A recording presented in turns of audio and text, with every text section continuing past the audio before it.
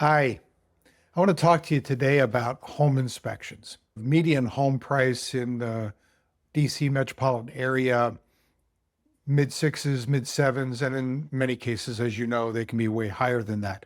So if you're spending that kind of money on something, it behooves you to know what you're buying. What are the good things about it? What are the bad things about it?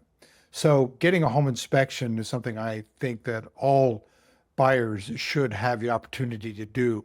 Unfortunately, in this last few years, with the market as competitive as it's been, it has led to things like waiving inspections altogether or doing an abbreviated form of the inspection. And in some cases, this can be prudent, but you got to be really, really careful. A home inspection is not a pass fail sort of thing. People talk about that. Well, what happens if it fails the inspection? Can I get out of it? Well, there really isn't a failure of an inspection.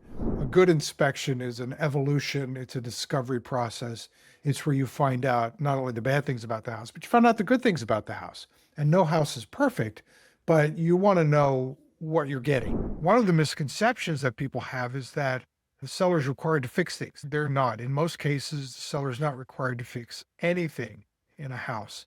Sometimes an appraisal may require that certain things get done to satisfy the lender, but in most cases, a home inspection is not something that ends up having a requirement of the seller unless you've somehow agreed to it. The other thing that people tend to confuse is cosmetic issues as opposed to health, safety issues, structural issues, that sort of thing. People often buy houses based on what they look like, based on what they smell like, based on the location. How does it make me feel? There's nothing wrong with any of that, but there's real life here that one needs to pay attention to. So one wants to make sure that one knows about the house as much as possible.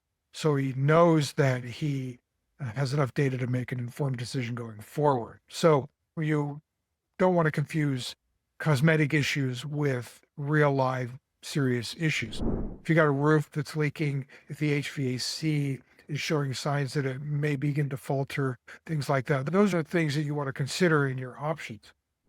Sometimes in order to get the house, you had to agree to a pass fail thing, in that you decide that if the inspection isn't to your liking, the only option you have is to void the contract and get your deposit back. In many cases, in recent times when the market has been so competitive, people have opted to do pre-contract inspections, which is generally more of an abbreviated, it's lesser in cost. It's not as full and complete, although inspectors that do them try to cover all the high points. The problem is that if it's a very popular house, the seller may limit the time to maybe an hour, maybe 90 minutes if you're lucky. And seeing a 2, 3, 4 bedroom house from top to bottom in 60 to 90 minutes, that may not be really possible. So that's another aspect to factor in. When you have the opportunity to do an inspection as part of the transaction itself, you'll get a written report in most cases with photos, a pretty elaborate sort of thing. And some of them can be 60, 70, 80 pages. And when you submit a request to the seller, generally that report goes along with it. So the seller can not only see the things you're asking for, but he can also see the rest of the thing. This inspection report can become leverage for you. And used wisely, it can get you some things that you might want to get. It's not going to get you everything. And once the deal is in place, both sides are going to be fighting a little bit potentially about what the seller's going to give up, what the buyer is not going to give up. And there's sometimes a little bit of a back and forth. If you're realistic with your expectations as the buyer, you can usually get a lot of things that you want, but you do have to be realistic in your expectations. One other thing, and it's really an important thing to factor in on inspections, is that not all inspectors are created equal. There is, in all the jurisdictions, DC, Maryland, Virginia, there's about 72 hours or so of training that one has to get, but Virginia does not require licensure or certification. Maryland and DC do. So you have to think with that. I would never say that you should just shop the internet and get the cheapest guy, because who knows what caliber that's going to be. Get a recommendation from a friend, a colleague, family member, somebody who's used one recently. Most real estate agents have a bevy of inspectors that they rely on because they want their clients represented well. No inspector is going to catch everything. There are always things wrong with a house, but you want an inspector who's going to show you not only the bad, but he's also going to show you the good, because every house has defects. You cannot find a house even a newly built house that doesn't have something wrong with it.